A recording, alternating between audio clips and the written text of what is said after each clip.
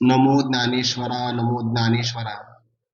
निवृत्ती उदारा सोपान देवा, मुक्ताबाई नमो त्रिभुवन पावनी, आद्यत्रय जननी देवांची जयांची केलिया स्मरण, होय सकळ विद्यांचे अधिकरण. तेची वंदू श्री चरण श्री गुरूंचे, ते नमस्कारोनी आता. सर्व धर्मान् परित्यज्य मामेकं शरणं व्रज, अहं त्वा सर्व पापेभ्यो मोक्ष इष्यामि मा शुचः. मग अज्ञाने बांधले या मोक्षपदी बैसावया, साधनारंभ तो तृतीयाध्यायी बोलिला. कैवल्य साम्राज्य चक्रवर्ती विश्वमौली ज्ञानोबाराय सकल ब्रह्मनिष्ठ गुरुजनांच्या परमकृपेने श्री भगवती ज्ञानेश्वरीच्या 18व्या अध्यायाचं आपण चिंतन करत आहोत. सर्व धर्म अधर्माला कारण असणार अज्ञान, आत्मज्ञानाच्या द्वारे त्याचा परित्याग करून सदैव सौम्य इदम अग्र आसीत एकमेवाद्वितीयम ब्रह्म, अशा माझ्या एक स्वरूपाला, अभेद स्वरूपाला तू शरण ये. असा शरण आल्यानंतर शरण येणारा माझ्या स्वरूपापासून वेगळा राहत नाही. एकत्वाला प्राप्त झाला की त्याला भगवान म्हणतात. पाप पुण्याचा संबंध लागत नाही. म्हणून अर्जुना, शोक करू नको, मी तुला सर्व प्रकारच्या पापापासून मुक्त करीन. भगवंतांनी गीताशास्त्राचा उपसंहार केला. भक्तराज अर्जुनाला आलिंगन देऊन आपल्या अंतकरणातला बोध परिपूर्ण रूपाने भक्तराज अर्जुनाच्या अंतकरणामध्ये प्रविष्टही केला. याला आपण शक्तिपात किंवा आलिंगन कृपा असं म्हणतो. आणि मग देवभक्ताचं ऐक्य झाल्यानंतर त्या सुखाचा जो पूर आला, त्या पुरामध्ये परमात्मा मोठा असताना सुद्धा परिपूर्ण रूपामध्ये निमग्न होऊन गेला. भगवान श्री ज्ञानोबा म्हणतात, फार काय सांगावं, एकमेकाशी ऐक्याला प्राप्त झालेले देवभक्त हे दोघालाही एकमेकाला आवरले जात नाही. हे कोणी जाणावं? इतरांना हा भाग प्राप्तच झाला नाही, त्यामुळे तो कळणं त्याला अशक्य आहे. फार काय सांगावं, किंबहुना श्री नारायणे विश्व कोंदले. नारायण परमात्म्याच्या स्वरूपाने संपूर्ण विश्व भरल्या गेलेलं आहे. अशा प्रकारे वेदाचं मूळ सूत्र, सर्वांना ज्याचा अधिकार आहे असं एकमेव पवित्र गीताशास्त्र श्रीकृष्ण परमात्म्याने भक्तराज अर्जुनाच्या निमित्ताने जगाकरता प्रगट केलं. ज्ञानोबाराय भगवद्गीतेला वेदाचं मूळ सूत्र म्हणतात. म्हणजे काय? वेदाचं मूळ कारण. मग ही कारणं सांगत असताना त्याची 2 कारणं सांगितली. पहिलं कारण आहे, जे स्वरूपाने नष्ट होत नाही आणि ज्याचा विस्तार ज्या ठिकाणी लपलेला असतो, व्यवहारामध्ये त्याला बीज असं म्हटलं जातं. ज्याप्रमाणे एखादा वटवृक्ष असावा, त्याचा विस्तार एखाद्या बीजामध्ये सामावलेला आहे. वृक्ष नष्ट होतो पण बीज मात्र कधीही नष्ट होत नाही. तसा वेद हा विस्तार आहे. जवळपास 1 लक्ष श्लोक संख्या वेदाची आहे आणि त्या विस्तार संपन्न असणाऱ्या वेदाचा समावेश 700 श्लोकांनी संपन्न असणाऱ्या भगवद्गीतेमध्ये सामावलेला आहे. म्हणून श्रीमद भगवद्गीता ही बीज स्वरूप आहे हे मला वाटतं आणि दिसतही आहे. वेदातली 3 प्रकारची कांड आहे, म्हणजे विभाग आहे. कर्म, उपासना आणि ज्ञानकांड, या तिन्हीचाही विभाग गीतेमध्ये प्रगट झालेलाच आहे. कोणत्या ठिकाणी त्याचा विस्तार आता ज्ञानोबाराय पुढे करतात. दुसरे एक कारण सांगितलं होतं की गीता ही वेदाला बीजभूत कशी आहे. त्याचं कारण सांगत असताना, तरी जयाच्या निश्वासी जन्म झाले वेदराशी, तो सत्य प्रतिज्ञ पैजेसी बोलिला स्वमुखी. यातला एक थोडासा बारकावा एक सहज ज्ञानोबारांच्या कृपेने योग्य वाटला तर घ्या. मनुष्य भगवान परमात्म्याच्या निद्रेतून अर्थात घोरण्यातून किंवा सुषुप्ती अवस्थेतून परमात्म्याच्या श्वासापासून वेदाची निर्मिती झाली. आपण ओवी पण पाहिली. हा वेदार्थ सागरू जया निद्रिताचा घोरू, तो स्वये श्री सर्वेश्वरू. प्रत्यक्ष अनुवादाला पहिल्या अध्यायातली ओवी आहे. किंवा यस्य निश्वसितम वेदाहा यो वेदेभ्यो अखिलम जगत, ज्याच्या निश्वासापासून सगळ्या प्रकारची वेद निर्माण झाली किंवा सगळे वेद ज्याला जाणतात किंवा जो वेदाचं प्रकाशन करतो, परमात्म्याच्या सुषुप्ती अवस्थेतल्या घोरण्यातून वेद निर्माण झालेला आहे. सुषुप्ती कधी असते? अगोदर जागृती असते. जागृतीमध्ये केलेलं चिंतन हे मनुष्याच्या स्वप्नात येत असतं. जागृतीमध्ये परमात्मा जर गीता प्रगट करत असेल तर तेच असणारं ज्ञान सुषुप्ती अवस्थेतून वेदाच्या रूपाने प्रगट होईल. म्हणून अगोदर जशी जागृती आहे, नंतर सुषुप्ती आहे, तसं अगोदर भगवद्गीता आहे आणि नंतर वेद आहे. जयाच्या निश्वासी जन्म झाले वेद राशी, ज्याच्या निश्वासातून वेदाचा जन्म आहे आणि त्याच परमात्म्याच्या बोलण्यातून भगवद्गीतेचा जन्म आहे. किंवा दुसरा आपण एक संगती पाहिली होती काल, आत्मा वै पुत्र नामाशी, जो आपला पुत्र असतो तो आपला आत्माच असतो. याचा अर्थ आपल्यापेक्षा आपला पुत्र वेगळा नाही. तसं भगवद्गीता भगवंताची कन्या आहे, आत्मजा आहे. त्यामुळे भगवद्गीता परमात्म्यापासून वेगळी नाही. परमात्मा आणि गीता एकच असेल तर परमात्मा कारण झाला आणि कारणापासूनच वेद नावाचं कार्य निर्माण झालं. म्हणूनच गीता स्वरूप परमात्मा हा वेदाचं मूळ कारण. असाही आपल्याला काल एक विचार आला होता, तर तोही विचार आपण मांडलेला आहे. आता वेदाचे मध्ये असणारे जे काही तिन्ही भाग आहे, कर्म, उपासना आणि ज्ञानकांड, हे गीतेमध्ये उमटलेले आहे चांगल्या प्रकारे. ज्याप्रमाणे एखादं अलंकार असावा आणि त्या अलंकाराने सर्वांग शोभून दिसावं, तसं गीता एक प्रकारचं अवयव आहे आणि त्यामध्ये असणारे कांडत्रय हे अलंकार आहे. त्या अलंकाराचा सुशोभितपणा कसा प्रगट झाला तर ज्ञानोबराय नयनी दाखवू ते ऐक, तुम्हाला डोळ्यांनी स्पष्ट होईल अशा प्रकारे आम्ही दाखवतो, ते तुम्ही ऐका. आणि मग 35व्या ओवीपासून तर ज्ञानोबराय जवळपास आता 55 ओवीपर्यंत, बरं, किंवा फार झालं तर 56 ओवीपर्यंत, म्हणजे हा एक प्रबंध आहे संपूर्ण. भगवद्गीतेच्या प्रत्येक अध्यायाची संगती आणि त्या संगतीतून ज्ञानोबांनी केलेलं विवेचन इतकं सुंदर आहे. जवळपास हा 20 ओव्यांचा एक प्रबंध आहे. याच्यावर या 20 ओव्याचा विस्तार म्हणजे संपूर्ण ज्ञानेश्वरी आहे, किंवा या 20 ओव्यांचाच विस्तार म्हणजे 700 श्लोकाची गीता आहे. किती सूक्ष्मतेने ज्ञानोबा सांगतात. त्यापैकी काल आपण 2 ओव्या पाहिल्या होत्या. पहिला जो अध्याय आहे ना, तो गीता शास्त्राच्या प्रवृत्तीचा प्रस्ताव आहे. प्रस्ताव म्हणजे प्रसंग. एवढं मोठं असणारं हे गीताशास्त्र का बरं प्रगट झालं? एखादं कार्य जर व्हायचं असेल ना, तर त्याला कारण 2 असतात बघा. एक उपादान कारण आणि दुसरं निमित्त कारण. ज्याचा कार्यात प्रवेश असतो, ज्या वाचून कार्य राहत नाही, त्याला मुख्य किंवा उपादान कारण असं म्हणतात. आणि जे फक्त कार्याच्या उत्पत्तीला कारण असतं, कार्याचं राहणं किंवा न राहणं त्याच्यावर अवलंबून नाहीये, त्याला निमित्त कारण असं म्हणतो आपण. ज्याप्रमाणे घट निर्माण झाला की त्याला माती उपादान कारण आहे, कुंभार निमित्त कारण आहे, तसं भगवान परमात्मा गीतेचं उपादान कारणच आहे आणि भक्तराज अर्जुन हे निमित्त कारण आहे.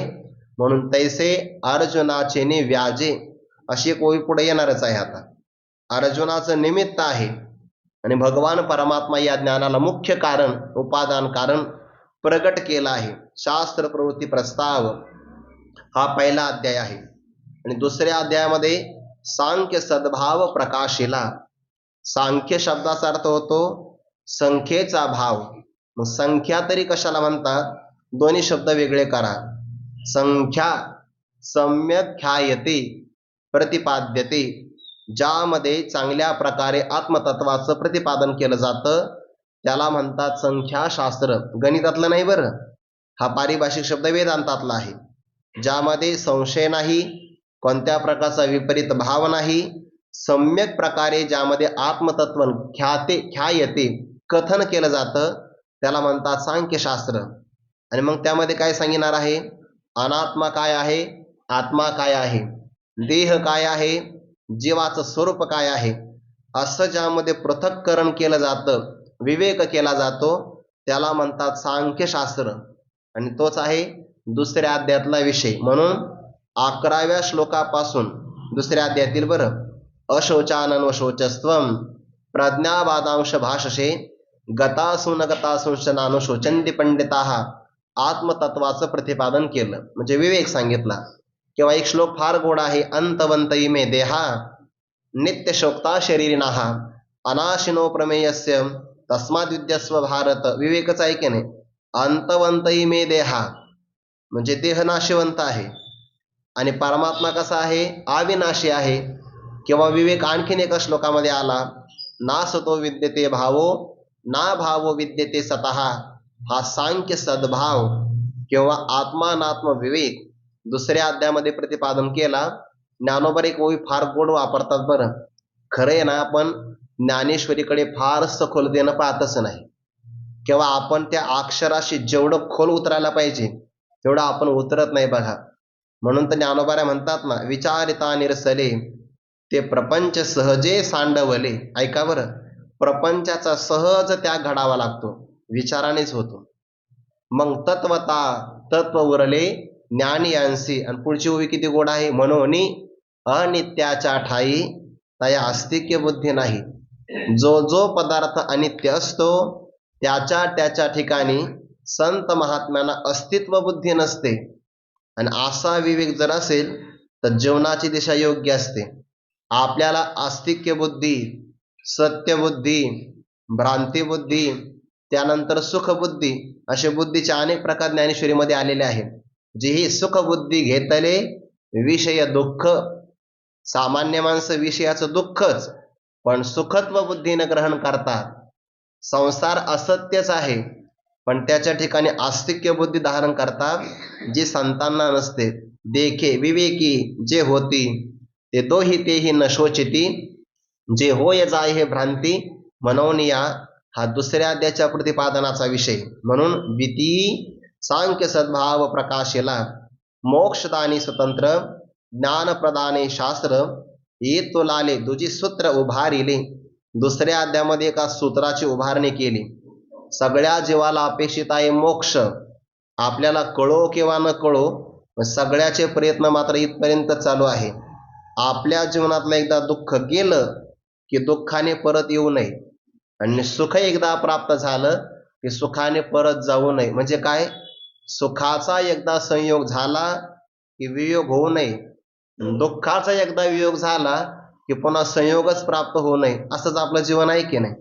सगळ्यांची अपेक्षा हीच आहे, फक्त भ्रांत प्रयत्न व्यवहारात केले जातात आणि चांगले विचारी प्रयत्न परमार्थामध्ये केले जातात. आता एखादा बिचारा व्यक्ती परमार्थामध्ये येऊन सुद्धा जर व्यवहाराच्याच कल्पना मनामध्ये बाळगून व्यावहारिक फलाकरता परमार्थ करत असेल तर त्याचाही परमार्थ चांगला नाही. भगवान म्हणतात, काय सांगावं, ईर बहुत जोडते किरीटी जयांची भजने भोगासाठी. ज्यांनी मला साधन केलं आहे आणि प्रपंचाला साध्य मानलं आहे, किंबहुनायसे भजन ते संसाराचे साधन. ईर फळ भोगतो स्वप्न नाव भरी दिसे, याला उपयोग नाही. म्हणून मोक्ष महत्वाचा आहे. मोक्ष देण्याकरता भगवद्गीता समर्थ आहे बघा. काय करावं, श्रवण करा, पठन करा, चिंतन करा. जे हे श्रवणे पाठे अर्थे गीता नेदी मोक्ष आरवते. जैसा समर्थ दाता कोणा ते नास्ती न म्हणे. किंवा समर्थाची पंक्ती भोजने तळिल्या वरिल्या एक पक्वाने तेवी श्रवणे अर्थे पठणे मोक्षचे लाभे. अगोदरची ओवी आणि ही ओवी एकच आहे बरं. श्रवणे पाठे अर्थे गीता निधी मोक्ष आरवते, समर्थदाता कोणा ते नास्ती न म्हणे. आणि समर्थाची पंक्ती भोजने तळिल्यावरील एक पक्वाने ते विश्रवणे अर्थे पठने मोक्षची लाभे. मोक्षच प्राप्त होतो. गीता मोक्षाच्या पलीकडे काहीच देत नाही. पण मग आता हे गीताशास्त्र स्वतंत्र आहे का त्याला इतर शास्त्राची अपेक्षा आहे? ज्ञानोबा म्हणतात स्वतंत्र आहे. ज्याला इतर शास्त्राच्या साह्याची अपेक्षा नाही म्हणून मोक्षदानी स्वतंत्र, ज्ञानप्रधान, कर्मप्रधान नाही बरं. किंवा याच्यामध्ये अन्य देवतांच्या उपासना त्या पण नाही सांगितलेल्या. ज्ञानप्रधान असणारं हे शास्त्र आहे. मोक्षदान देण्यामध्ये स्वतंत्र आहे, अन्याची त्याला अपेक्षा नाही. हा जो अर्थ आहे ए तुलाले दुजी सूत्र उभारिले. दुसऱ्या अध्यायामध्ये या सूत्राची उभारणी केली. आता यानंतर पहिला दुसरा अध्याय सांगितला आता तिसऱ्या अध्यायामध्ये आला आहे कर्मकांड, चौथ्या अध्यायाच्या अंतिम भागापर्यंत. आणि चौथ्या अध्यायाच्या अंतिम भागापासून 11व्या अध्यायाच्या समाप्तीपर्यंत उपासना कांड आला आहे. म्हणजे कर्मकांड 1 किंवा 2 अध्यायामध्ये, किंवा फार झालं तर सार्ध म्हणजे 1 आणि पुढचा अर्धा या अध्यायामध्ये कर्मकांडाचा विचार आला. चौथ्या अध्यायाच्या अंतिम भागापासून तर पुढे 11व्या अध्यायापर्यंत, 11तून 3 वजा करा, किती राहतात? 8 राहतात की नाही. मग 8 अध्यायामध्ये आलेला आहे उपासना कांड. आणि ती संगती ज्ञानोबा आता पुढे सांगतात बघा. मग अज्ञाने बांधले या मोक्षपदी बैसावया, साधनारंभ तो तृतीयाध्यायी बोलिला.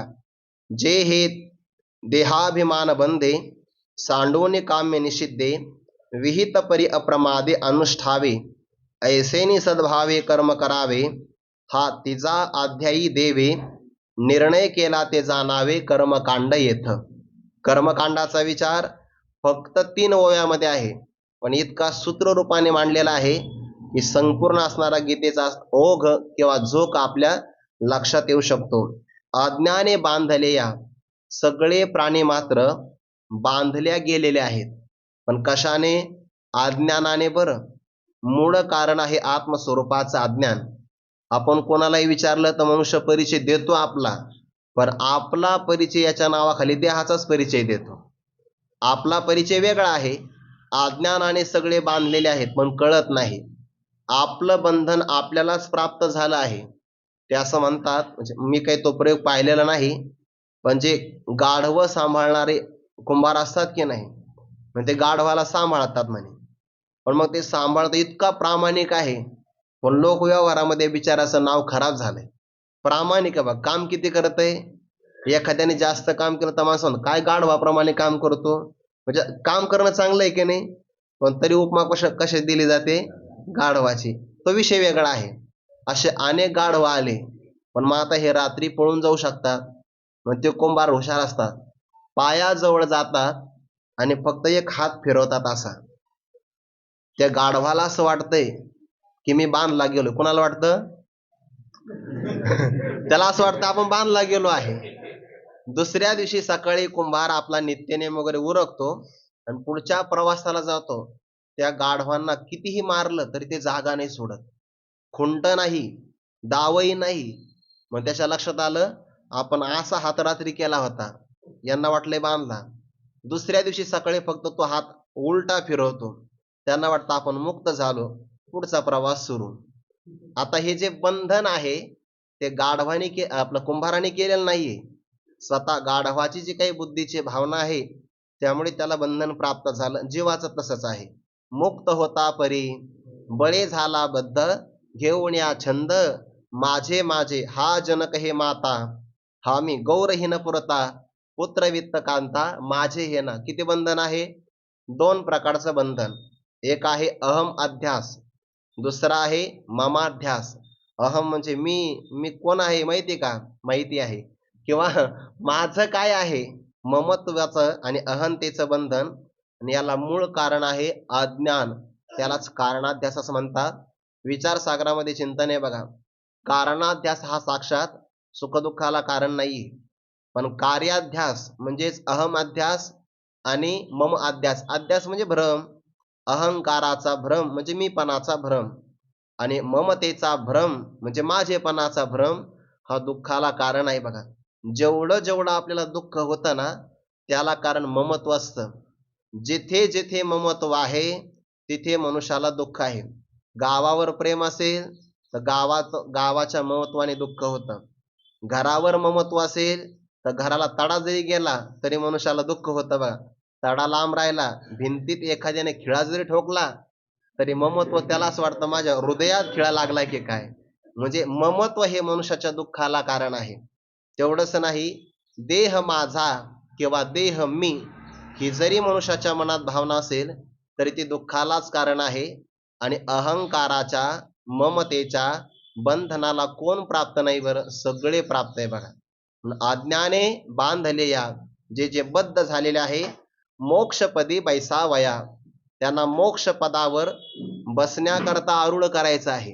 बसण्यासाठी बरं. मोक्षपदी बैसावया. मग आता मोक्ष पदावर बसायचं आहे. अज्ञानाने बांधलेले आहे. मग काय करावं? साधनारंभ. साधनेचा आरंभ तो तृतीयाध्यायी बोलिला. तिसऱ्या अध्यायामध्ये सांगितलेला आहे. मग कोणतं साधन करावं? भगवान म्हणतात मयी सर्वाणी कर्माणी संन्यस्याध्यात्मते चेतसा निराशीर निर्ममो भूत्वा युद्धस्व विगतज्वरम येमे मतमेदम नित्यम मनुतिष्ठन्ति मानवाः श्रद्धावंतो न सूयंतो मुच्यन्ते तेपि कर्मभि. मुच्यन्ते मुक्त होतात. म्हणजे मोक्ष पदावर आरूढ करायचं असेल तर साधना करावी लागते. आणि आपल्या अध्यात्मामध्ये साधना निष्काम कर्मापासून आहे बरं. जो मनुष्य विहित कर्माचा परित्याग करतो तो परमात्म्याची भक्ती करू शकत नाही. येतो सर्वाणी कर्माणी मयी संन्यस्य. येतो सर्वाणी कर्माणी मयी संन्यस्य मत्पराः किंवा मयी सर्वाणी कर्माणी संन्यस्याध्यात्मचेतसा कर्मेंद्रिय सुखे करीती कर्मे अशेखे जी एका वर्ण विशेखे भागा आली. सगळ्या प्रकारचे भक्त कर्म करतात बरं. विधी ते पाळीत, निषेधाते गाळीत आणि समर्पण करतात. म्हणून मज देवोनी जाळीत कर्म फळे.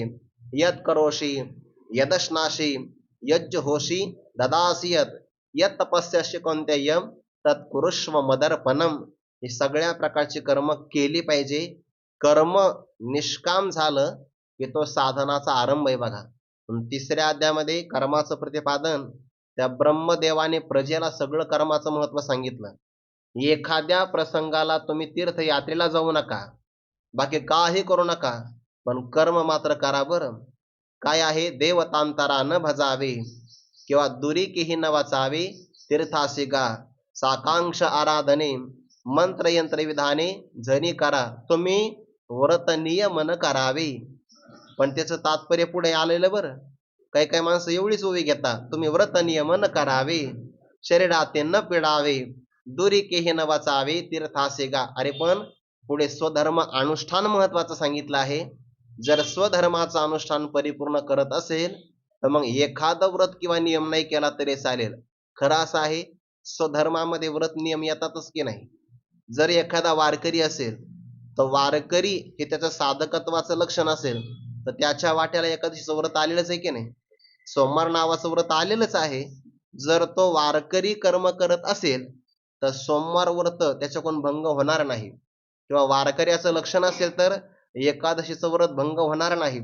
तो पंढरी यात्रा केल्याशिवाय राहणारच नाही. समन्वय लक्षात आला पाहिजे.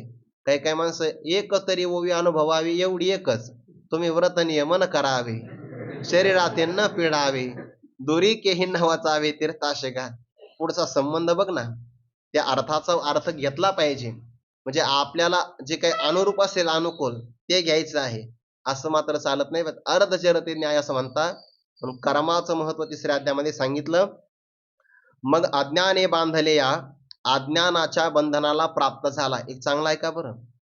अज्ञानाचं बंधन असेल तर ज्ञानाशिवाय कोणत्याही उपायाने ते सुटत नाही.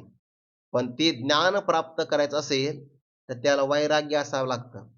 आणि वैराग्याकरता ईश्वराचा प्रसाद किंवा संतांची कृपा असावी लागते. विरक्ती मिळण्यासाठी कर्मदेवाला अर्पण करावं लागतं. विरक्ती वाचून काही ज्ञानाशी तगणेचे नाही. आणि वैराग्य यायचं असेल तर निष्काम कर्म करावं लागतं. निष्काम कर्म हा साधनेचा कर्माला कमी समजू नका. कर्म फार महत्वाचं आहे बघा. कोणत्याही व्यक्तीने आपल्या भारत देशातल्या कोणत्याही व्यक्तीने जर आपलं प्रामाणिकपणाने कर्म केलं तर ते कर्म त्याला मोक्षाला घेऊन जाईल.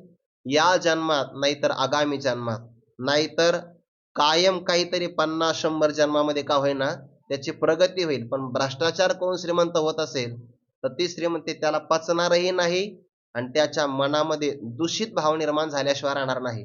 धनाचं एवढं आकर्षण आहे लोकांना, इतकं आकर्षण आहे, इतके आंधळे झाले आहे की आपण पैसा कमवताना कोण्यातरी गरीबाचा शाप घेतो आहे हे त्यांना कळत नाही.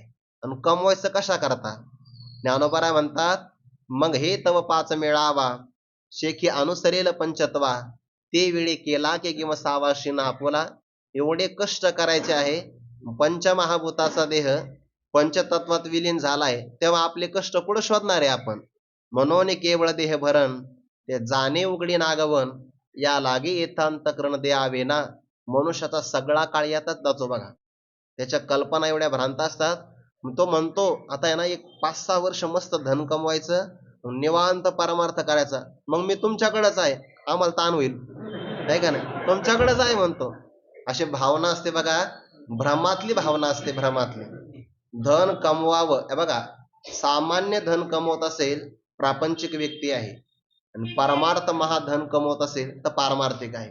बाकीच्या गोष्टी पाहण्याची गरज नाही. परमार्थामध्ये येऊन जर सामान्य धनावर त्याची नजर असेल तर तो वरून पारमार्थिक आहे, आतून प्रापंचिकच आहे. आणि एखादा व्यक्ती वरून प्रापंचिक असेल पण धनाच्या माध्यमातून अन्नदान करत असेल, वारकऱ्यांना तृप्त करत असेल, किंवा आपल्या धनाचा उपयोग जगाच्या कल्याणासाठी करत असेल तर तो वरून प्रापंचिक आहे, आतून पारमार्थिक आहे. आतलं महत्वाचं आहे, बाहेरचं नाही. जोडून या धन उत्तम व्यवहारे, उदास विचारे वेच करी उत्तमची गती. तो एक पावेल पावेल वर प्राप्त करील, उत्तम भोगील जीव खाणी. गोड अभंग आहे तुकोबारांचा. हे सगळे नीतिशास्त्राचे, धर्मशास्त्राचे सिद्धांत पदामध्ये आलेले बघा. साधन आरंभ तो तृतीयाध्यायी बोलिला. साधनाचा आरंभ 3ऱ्या अध्यायामध्ये सांगितला. मग आता कोणतं बंधन आहे? पहिलं आहे अज्ञानाचं, नंतर जे नामकारण देहाभिमान बंधे. आला की नाही? देहाचा अभिमान. काय अभिमान आहे हो? चालता चालता नुसता धक्का जरी लागला ना मनुष्याला, धक्का, तरी माणसं गाडी बाजूला घेतात, उतर म्हणतात खाली, आहे का? काय अभिमान आहे? धक्का कोणाला लागला? गाडीला. आणि राग कोणाला काढतो? काचेवर किंवा त्या व्यक्तीवर, आहे का नाही? काय अभिमान आहे? माझा इगो हर्ट झाला म्हणतोय. जे देहाभिमान बंधे म्हणजे इतका अभिमान वाढलेला आहे. चालता चालता नुसतं आपण एखाद्याला जर म्हणलं व्यवस्थित चाला, मला काय समजलं? तुला काही समजलं नाही म्हणून तर सांगितलं, तरी म्हणून मला काय समजलं? जे देहाभिमान बंधे, देहाचा अभिमान आहे, त्या अभिमानाचं बंधन टाकावं. बघा बरं, देहाभिमान बंधे सांडोनी. देहाचा अभिमान टाकायचा म्हणजे कर्तृत्वाचा अभिमान टाकायचा, म्हणजेच अहंकार टाकायचा आहे. त्यानंतर सांडोनी काम्य निषिद्धे. काम्य कर्म जे विशिष्ट फळाकरता केलं जातं, काम्य कर्म केलं तर स्वर्ग प्राप्त होईल ना, मोक्ष नाही मिळणार. निषिद्ध कर्म केलं तर नरकाला जावं लागेल, दोन्ही चांगले नाही. म्हणून देहाचा अभिमान टाकून सांडोनी क्रियापद आहे, ते दोन्हीकडे पण लावायचं. देहाभिमान बंधे सांडोनी, काम्य निषिद्धे सांडोनी. आणि मग काय करावं? विहित परी अप्रमादे अनुष्ठावे. जे विहित कर्म आहे, शास्त्राने प्रतिपादन केलं त्याचंच अनुष्ठान करावं. पण किती बारकावे ज्ञानोबरायांचा. कर्म अनुष्ठान करावं, पण पहिला भाग देहाचा अभिमान सोडा, दुसरा भाग काम्य निषिद्धाची भावना सोडा, आणि तिसरा भाग अप्रमादे म्हणजे प्रमाद सोडा. प्रमाद म्हणजे काय? जाणून बुजून चूक करण्याची अपेक्षा असते की नाही. मनुष्याच्या जीवनात प्रगती होत नाही की नाही, त्याला 6 गोष्टी कारण आहे. 6 गोष्टी. त्याच्यामध्ये आळस्य असेल, निद्रा असेल, तंद्रा असेल, काम असेल, क्रोध असेल, भय असेल, आणखीन बरेच आहे, दीर्घसूत्रता असेल, तर हे मनुष्याला प्रगती नाही करू देत.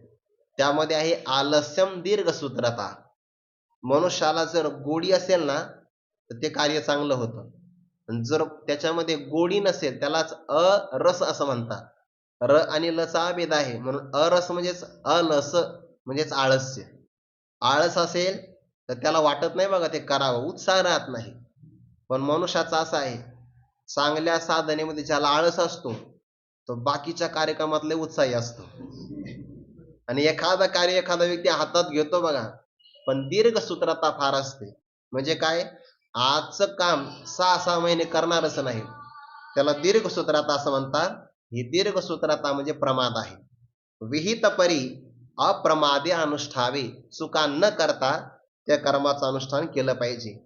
ऐसे निसद्भावे कर्म करावे, हा तिचा अध्यायी देवे. निर्णय केला ते जाणावे कर्मकांड येथ. अशा प्रकारे सद्भावनेनं. कोणती सद्भावना आहे? मागच्याच ओळीमध्ये सांगितले ना, अभिमानाचा परित्याग, काम्य निषिद्धाचा परित्याग आणि प्रमादाचा परित्याग. चुका करण्याची भावना ती सोडून द्यावी, याला सद्भाव असं म्हणतात किंवा निष्काम भाव. कर्म करावे हा तिचा अध्यायी देवी निर्णय केला. हा तिसऱ्या अध्यायामध्ये भगवंताने निर्णय स्पष्ट केलेला आहे. ज्ञानोबा म्हणतात हाच या ठिकाणचा कर्मकांडाचा भाग आहे. निर्णय केला ते जाणावे कर्मकांड येथ. येथ म्हणजे कुठं बरं? येथ म्हणजे गीताशास्त्रात. हा शब्द चालू येथ म्हणजे या धर्मशाळेत नाही. हा तिचा अध्यायी देवे निर्णय केला ते जाणावे कर्मकांड येथ. येथ म्हणजे या ठिकाणी गीताशास्त्रामध्ये कर्मकांड तिसऱ्या अध्यायामध्ये आला आहे. पहिल्या अध्यायात शास्त्र प्रवृत्ती प्रस्ताव, दुसऱ्या अध्यायामध्ये सांख्य सद्भाव, तिसऱ्या अध्यायामध्ये कर्मकांड. कुठपासून सांगितलं आता? मग कर्मकांड चौथ्या अध्यायाच्या काही भागापर्यंत सांगितलं. आणि त्यानंतर मग ब्रह्मार्पणम, ब्रह्महवीर, ब्रह्माग्नो ब्रह्मणाहुतम इथपासून उपासना कांडाला सुरुवात होते आहे. बघा, आणि तेचे नित्याधिक अज्ञानाचे आवश्यक आचरता मोचक केवी होय पा, ऐसी अपेक्षा झालिया बद्ध मुक्षते आलिया देवी ब्रह्मार्पणत्वे क्रिया सांगितली. इथपासून हे सुरू होतं. जे देह वाचा मानसे विहित निपजे जे जैसे ते एक ईश्वर देशे की जे म्हणितले हेची ईश्वरी कर्मयोगे भजन कथनाचे खागे आदरिले शेष भागे चतुर्थाचेनी ते विश्वरूप अकरावा अध्याय संपे जो आगवा तव कर्मे ईश भजावा हे जे बोलिले ते अष्टाध्यायी उघड जाणहित देवता कांड शास्त्र सांगतसे आड मोडोनी बोले. या 6 ओव्यांचा एकत्र विचार आहे बरं. 40व्या ओवीपासून 45व्या ओवीपर्यंत एकच विषय सगळा. या ओव्या एकमेकांमध्ये गुंफलेल्या आहेत, म्हणजे यांची साखळी आहे. आपण कडी म्हणतो की साखळीचं एक कड दुसऱ्या कडीमध्ये गुंतलेलं असतं बघा, तसा हा साखळीचा प्रबंध आहे. तिसऱ्या अध्यायापर्यंत आपण आलो, कर्मकांडापर्यंत. आता ज्याचं कर्म चांगलं होतं ना ते निष्काम कर्म त्या पुरुषाला अंतःकरण शुद्धी नावाचं फळ देतं. म्हणून ज्ञानोबा म्हणतात मनशुद्धीच्या मार्गी जे विजयी व्हावे वेगी ते कर्म सबळा लागी आळसू न कीजे. ज्याला मनशुद्धीच्या मार्गामध्ये वेगात विजय संपादन करायचं असेल त्याने आपलं जीवनातलं जे काही कर्म आहे ना त्याने कर्माचा परित्याग करू नये. ते कर्म सबळा लागी आळसू न कीजे, त्याने आळस करू नये. आणि जो आळसाचा परित्याग करून निष्काम कर्म ईश्वरार्पण बुद्धीनं त्यातही पुन्हा अहंकार सोडून करतो तर ते कर्म त्याला चांगले विचार देतं. कारण जोपर्यंत मनामध्ये पाप करण्याची वासना असते ना तोपर्यंत चांगले विचार येतच नाही. आपला उद्धार व्हावा त्याला मुमुक्षुत्व म्हणतात. मनुष्यत्व सुद्धा दुर्लभ आहे बघा. मानवाचा देह मिळतो पण मानवाच्या देहामध्ये मनुष्यत्व वागणं हे फार कठीण आहे. नाहीतर माणसं मानवाच्या देहात येतात, जीव बरेच येतात पण राक्षसापेक्षा भयंकर वागतात. माणसं नाही बघा, श्वान परी कुतरी ते असाच प्रकार आहे की नाही त्यांचा. दिसायला फक्त देह आहे, मनुष्यत्व दुर्लभ आहे. आणि त्यामध्ये पुन्हा मुमुक्षुत्व. आता मुमुक्षुत्व हे कर्माने येतं. निष्काम कर्माने अंतःकरण शुद्ध झालं की त्याला मुमुक्षुत्व म्हणजे मोक्ष प्राप्तीची अपेक्षा येते आणि आपल्या बद्धतेची त्याला जाणीव पण होते बघा. आणि तेच नित्याधिक, नित्य कर्म ज्याच्यामध्ये आधी आहे. कर्माचे प्रकार 2, विहित आणि निषिद्ध. निषिद्ध तर करायचंच नाही. विहितामध्ये पुन्हा 4 प्रकार, नित्य, नैमित्तिक, काम्य आणि प्रायश्चित्त. काम्य कर्म करायचं नाही, निषिद्ध घडलं तर मग प्रायश्चित्त करायचं. मग राहिलं कोणतं? 2च प्रकारचं, नित्य, नैमित्तिक. खरं एकच कर्म राहतं. कारण नित्य कर्माला निमित्त मिळालं तर मग नैमित्तिक कर्म, निमित्त नाही मिळालं तर मग नित्य कायमच आहे. म्हणून तरी सुद्धा नित्य, नित्याधिक, तेच नित्याधिक आवश्यक आचरता अज्ञानाचे मोचक केवी होय पा, ऐसी अपेक्षा झाली. या होईचा अन्वय असा लागेल बरं. त्या साधकाची अपेक्षा होते. कोणती अपेक्षा? की मी नित्याधिक कर्म करतो आहे पण हे नित्याधिक कर्म आचरता, आचरण केला असता अज्ञानाचे आवश्यक मोचक केवी होय पा. अज्ञानातून मोचक म्हणजे सोडविणार, पुन्हा आवश्यक केवी कधी होईल बरं? मी कर्म तर करतो आहे, पण हे कर्म अज्ञानाच्या बंधनातून अवश्य मला सोडवील असं कधी होईल? हा विचार मनात यावा लागतो बरं. हे विचार आहे क्रमाक्रमाने सांगतात. कर्म करा, मग आपल्याला कधी माझी सुटका होईल या बंधनातून, असा मनात विचार येतो. आणि विचार आला की त्याला शुभेच्छा, सुविचारणा, तनुमानसा, सत्वापत्ती, असंशक्ती, पदार्था भाविनी आणि तुर्यगा क्रमाक्रमाने तो मुक्त होतो. याला क्रमयोग म्हणतात. ऐशी अपेक्षा झाली या, अशी अपेक्षा त्याच्या मनामध्ये होते. तो अगोदर होता बद्ध, देहाभिमान बंधे, अज्ञाने बांधले या, पण मला मोचक केवी होय पा, हे कर्म मला कधी सोडील? सोडील म्हणजे मुक्त करील, म्हणजे मोक्ष प्राप्त होईल. ज्याला ही अपेक्षा होती त्याला म्हणतात मुमुक्षू. तो अगोदर बद्ध आहे, पण बद्धतेतून त्याला मोक्ष पदाचे जाणीव झाले की मी सुटलो पाहिजे. काहीला जाणीव होते आणि काहीला होत नाही बघा. साप आहे ना, तो साप त्या बेडूकाला गिळंकृत करतो, त्याला जाणीव होत नाही बघा. तो अर्धा सापाच्या तोंडात गेलाय बेडूक, पण समोर ज्या माशा गावताना उडतात की नाही, त्याला पकडण्याचा प्रयत्न करतो. दरदूर सापे गिळजतो आहे उभा, की तो माशिया वेटाळी जिभा, तैसे प्राणी एक वने लोभा वाढविती तृष्णा. कळतच नाही की काळा नावाच्या सर्पाने आपल्याला गळा पकडलेला आहे. आणि मनुष्य म्हणतो नाही अजून 2-4 वर्ष थोडंसं करू हे, मग मग तुमच्या दिंडीतला विना पारा माझ्याकडंच. म्हणजे बरे झाडावरच विना राहीन, मग काही येणार नाही, आहे का नाही? तैसे प्राणी कवने लोभा वाढविती तृष्णा. जाणीवच होत नाही त्याला, जाणीव होत नाही बेडूकाला. उंदराला जाणीव होते बघा. घरात उंदीर जास्त झाले की त्याला पिंजरा असतो एक पकडण्यासाठी. आता हल्लीच्या काळात रासायनिक पदार्थ वापरतात, ते रॅट किल्स का काहीतरी त्याला म्हणतात. ते गावाच्या, मी काही उपाय नाही सांगत तुम्हाला.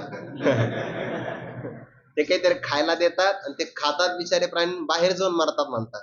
त्यांची ती बुद्धी भ्रष्ट वगैरे होत असेल, ती विष असतं एक प्रकारचं. पण कर्माचे फळ भोगावे लागतात बरं. ते आपल्या भारतातल्या कोणत्या तरी भागामध्ये ते एका हत्तीने लाजी गर्भवती होती. काही लोकांनी तिला अननस खाऊ घातलं, त्याच्यात बॉम्ब होता. त्याचा परिणाम भोगला बघा त्या लोकांनी. कर्म चुकत नसतं, भोगावंच लागतं. मग ते कर्माचे फळ असतात, पण ते विषारी प्रयोग वगैरे करतात ना लोक, ते प्राण्यावर करतात बघा. आपण हे औषधं घेतो ना, याचे जे काही त्याला काय म्हणतात बघा, एक्सपेरिमेंट असं काहीतरी म्हणतात. त्याचं परीक्षण हे प्राण्यावर होतं. कोणाच्या कल्याणासाठी? मानवासाठी. काय गरज आहे? तसेही माणसं काही धोरणात नाही राहिलेले जास्त, आहे का नाही? प्राणी तरी बिचारे चांगले नैसर्गिक जीवन जगतात की नाही, पण जे ताप देतात ना दुसऱ्याला, त्याला भोगावं लागतं. तर ते उंदीर, इथून विषय बाजूला गेला, आहे का? मग त्याला पकडण्यासाठी पिंजरा लावतात. पिंजरा म्हणजे त्या बिबट्याचा नाही, छोटा पिंजरा असतो तो, आणि त्याच्यामध्ये भुईमुगाच्या शेंगा, पापड, तळलेले भजे, मी त्याला सांगतोय, आपल्यासाठी नाही. आणि मग ते खाण्याकरता तो येतो. त्या पिंजऱ्यात त्याने उडी मारली की दरवाजा बंद होतो. दरवाजा बंद झाला की तो पदार्थ समोर आहे, पण खात नाही का? बद्ध मुमुक्षुते आलिया. त्याला कळतंय आता की मी बद्ध आहे, पण माझी सुटका झाली पाहिजे. माझी सुटका कधी होईल अशी त्याची अपेक्षा होते, आणि मग तो विरक्त होतो बघा. बेडूकही सापाच्या तोंडात गेला, अजून उंदीर मांजराच्या तोंडात गेला नाही, पण तरी सुद्धा तो सावध आहे बघा. त्या क्षणाला काय व्हायला, बेडूक गेला तरी 2-4 माशा पकडूच म्हणतो, आहे का नाही? जाणीव आहे एकाला, एकाला जाणीव नाही. जाणीव झाली तरी झड झडवून वहिला निघ, ये भक्तीची या वाटे लाग, ज्या पावशी अव्यंग निजधाम माझे, ऐके नाही? म्हणजे आपल्याला परमार्थाचा गौरव वाटला तर मनुष्य परमार्थच करेल, पण मनुष्याला जेवढा प्रपंचाचा गौरव वाटतो तेवढा परमार्थाचा वाटत नाही. म्हणून तर माणसं म्हणतात परमार्थाचा निवांत करू बघा उतार वयामध्ये, है की नाही? एवढं मौल्यवान गोष्ट आहे परमार्थ, त्याला तारुण्य दिलं पाहिजे. नट काय तरणा भाग्यवंत नटे हरी कीर्तनात. भक्त प्रल्हादाचं वय लहान आहे, ध्रुव बाळाचं वय लहान आहे बघा. लहान वयात परमार्थ केला पाहिजे की नाही? म्हणजे ही कथा घरी ऐकतात लोक, पण आपल्या बाळाच्या गळ्यामध्ये तुळशीची माळ घालत नाही, त्याला हरिपाठ वाचायला देत नाही, हनुमान चालीसा पाठ करून घेत नाही. म्हणजे घरच्याचंही म्हणणं हेच असतं की एवढ्या लहान वयात जरी आणि परमार्थ केला आणि जर झालाच हा ध्रुव बाळ तर, किती किती भीती वाटते त्यांना. त्यांची पण अपेक्षा असते की यांनी व्यसनीच व्हावं आणि दररोज आपल्याला हाताखालून काढावं. काय अवघड गोष्टी बघा. बद्ध मुमुक्षु ते आलिया, हे त्याचेच फळ आहे. जे संस्कार लावित नाही ना आई वडील लहानपणामध्ये, त्याचे फळ ते भोगतातच बघा. ते परत फेड करावीच लागते त्यांना. म्हणून त्यापेक्षा सावध अगोदर राहिलं पाहिजे. एवढं कट करून टाकू नका. आणि त्याच्याने मी सध्या लय घाबरून राहिलो, कोणतरी करतंय बघा ते. ऐसी अपेक्षा झाली बद्ध मुमुक्षु ते आलिया. ते कधी कधी माझं आडनाव डोकं वर काढतं. बद्ध मुमुक्षु ते आलिया देवी ब्रह्मार्पणत्वे क्रिया सांगितली. मग काय करावं? बद्ध जर मुमुक्षु भावनेला आला असेल तर त्याने ते कर्म आता टाकलं पाहिजे. कर्म कुठपर्यंत करायचं? जोपर्यंत मुमुक्षुत्व निर्माण होत नाही तोपर्यंत. आणि एकदा मुमुक्षुत्व निर्माण झालं की मग तेच असणारं कर्म देवाला अर्पण करायचं. देवी ब्रह्मार्पणत्वे क्रिया सांगितली. आपलं कर्म ब्रह्मार्पण करायचं, ईश्वर अर्पण करायचं आणि मग त्याला अंतकरण निष्काम कर्म केलंय त्याने, मग ईश्वराचा प्रसाद त्याला प्राप्त होतो. कारण सूक्ष्म जाणीव झाली की मुमुक्षुत्व मी याच्यातून सुटलो पाहिजे की नाही. देवी ब्रह्मार्पणत्वे क्रिया सांगितले. ब्रह्मार्पणम ब्रह्महवीर ब्रह्माग्नो ब्रह्मणाहुतम ब्रह्मैव तेन गंतव्यम ब्रह्मकर्म समाधिना. जे देह वाचा मानसे विहित निपजे जे जैसे हे एक ईश्वरोद्देशे कीजे म्हणितले. हेची ईश्वरी कर्मयोगे भजन कथनाचे खागे आदरिले शेष भागे चतुर्थाचेने. चतुर्थाचेने म्हणजे चौथ्या अध्यायाचा शेष भाग म्हणजे काय? उर्वरित भाग. आणि चौथ्या अध्यायाचे दोन भाग होतील, एक पूर्व भाग, दुसरा शेष भाग.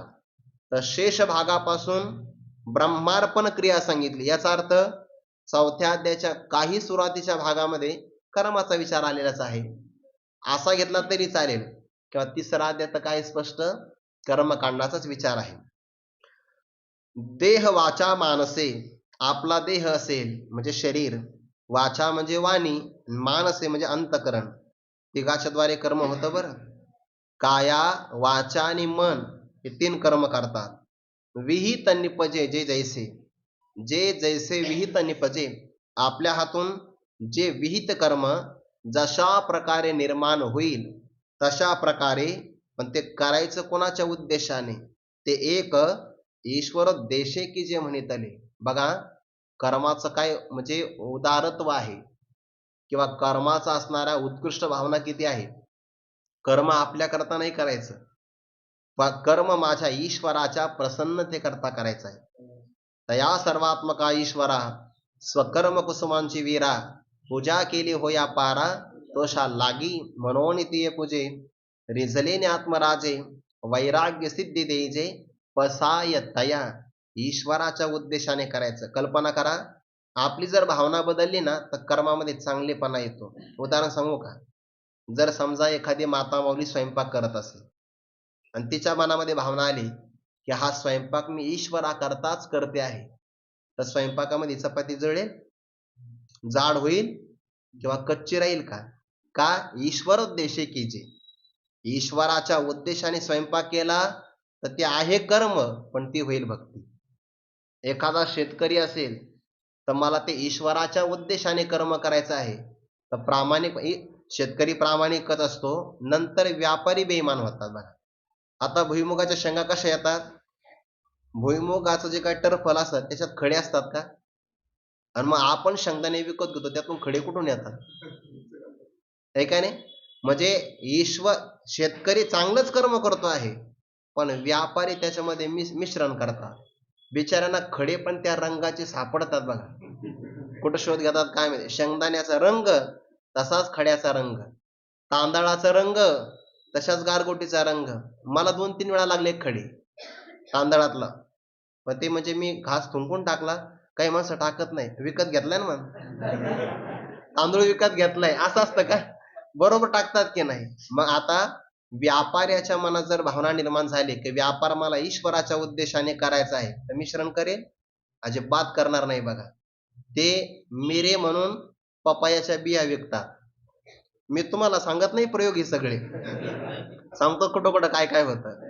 ते विटाचा भुगा मिरची म्हणून विकतात, इतकं बारीक आहे ते. म्हणून तर आपल्याकडे भाज्या तिखट होत नाही. असा आहे त्याचा अर्थ. मिश्रण एवढं करतात ते. कर्म हे ईश्वरार्पण केलं पाहिजे आणि ईश्वराच्या उद्देशानेच केलं पाहिजे. स्वार्था करता कर्म करायचं नाही. म्हणून आपल्याकडे राष्ट्र महत्वाचं आहे. आचार्य देवो भव, अतिथी देवो भव, मातृदेवो भव, पितृदेवो भव, हे सगळं राष्ट्राय हितम न मम, सगळं राष्ट्राकरता आहे, माझ्याकरता काहीच नाही. ईश्वर म्हणून तर आपण काय म्हणतो, समाज हा ईश्वरच आहे आणि त्याच्या उद्देशाने करायचं. मग कर्म आपण ईश्वराच्या उद्देशाने केलं तर आपण कोणाला फसवू का? कारण ईश्वर व्यापक आहे. ईश्वर सर्वभूतानां हृदयेश्वरजन तिष्ठती. एकाही व्यक्तीला फसवलं तर तुम्ही ईश्वरालाच फसवलेलं आहे. मग तुम्ही ईश्वराला फसवता व्यवहारामध्ये आणि मंदिरात जाता, उपयोग होणार नाही. बाहेर व्यवहारात आपण आचरण चांगलं करा, आपलं मनच मंदिर होईल. बाहेर फार बहिरंगामध्ये फार कल्पना रंगवण्याची गरज नाही. याचा अर्थ असा नाही की मंदिरात जाऊ नये. मंदिरात गेल्याशिवाय हे चांगले विचारही तुम्हाला ऐकायला भेटणार नाही, पण आचरणामध्ये ते मात्र आलं पाहिजे. ते एक ईश्वरोद्देशे की जे म्हणितले हेची ईश्वरी कर्मयोगे. ईश्वराकरता कर्माचा योग आहे बरं, आणि ईश्वराकरता कर्म केलं की तेच पुन्हा भजन होतंय. बघा, ईश्वरी कर्मयोगे भजन कथनाचे खागे. खागे म्हणजे ठिकाण. ईश्वर प्रित्यर्थ कर्म केलं की तेच ईश्वराच्या भजनाचा, भजन कथनाचे, हे भजन आहे, हे ईश्वराचं कीर्तन आहे किंवा ठिकाण आहे. आणि अशा प्रकारचा परमात्म्याने प्रारंभ केला. आदरिले शेष भागे चतुर्थाचेनी. चौथ्या अध्यायाच्या शेष भागातून ईश्वराच्या ठिकाणी कर्मयोगाच्या द्वारे भजन कथनाचं ठिकाण प्राप्त होईल, असं परमात्म्याने आरंभ चौथ्या अध्यायामध्ये केला. चौथ्या अध्यायापासून प्रारंभ झाला उपसंहार ते विश्वरूप 11वा. विश्वरूप दर्शन योग नावाचा जो 11वा अध्याय आहे की नाही, तिथपर्यंत संपे जव आघवा तव कर्मे ईश भाजावा, हे जे बोलिले ते अष्टाध्यायी उघड. जाण येथे, येथे म्हणजे गीताशास्त्रात बरं. ईश्वरी कर्मयोगे भजन कथनाचे खागे आदरिले शेष भागे चतुर्थाचेनी. विश्वरूप नावाचा 11वा अध्याय आहे. मग आता चौथ्यापासून प्रारंभ करा. 4, 5, 6, 7, 8, 9, 10 आणि 11 किती झाले? बरोबर 8 अध्याय झाले. बघा, विश्वरूप 11वा अध्याय संपे जवागवा. ब्रह्मार्पणम ब्रह्महवीर इथपासून उपासना कांडाला प्रारंभ झालं आणि संपलं कुठं? मत कर्म करून मत परमो मत भक्त संग वर्जितः निर्वैर सर्वभूतेषु यः मामे ते पांडव. इथपर्यंत 11वा अध्याय संपतो आणि हा 11वा अध्याय संपतो तोपर्यंत ईश्वराने काय सांगितलं? कर्मे ईश भजावा. हे जे बोलिले ते अष्टाध्यायी उघड. जाण येथे देवता कांड. कर्माच्या द्वारे ईश्वराचं भजन करावं बरं. त्याला कर्मपूजा असं म्हणतात. ईश्वराचं भजन आपल्याला आलापाने पण करता येतं. आलाप म्हणजे गायन. ईश्वराचे गुणानुवाद कथन करणं, यातून ईश्वराचं भजन करता येतं. पण ते भजन कंठाने होईल, वाणीनं होईल, पण कर्माने पण भजन करता येतं. आपली क्रिया, म्हणून देह वाचा मानसे म्हणलं की नाही, मनात चिंतन ईश्वराचं भजन आहे, वाणीनं कथन भजनच आहे, आणि देहाने कर्म करा भजनच आहे. कर्मे ईश भजावा, कर्माच्या द्वारे ईश्वराची सेवा करावी, असं जे परमात्म्याने बोललं आहे ते अष्टाध्यायी उघड. 8 अध्यायामध्ये उघड म्हणजे प्रगट. काय आहे? जाण येथे देवता कांड. हे उपासना कांड आहे, म्हणजे उपासनेचा भाग आहे. ज्ञानोबा म्हणतात शास्त्र सांगत असे, गीता शास्त्राने हे सांगितलेलंच आहे. आणि मग तुम्ही पण सांगता ज्ञानोबा आहे. विशेष काय आहे?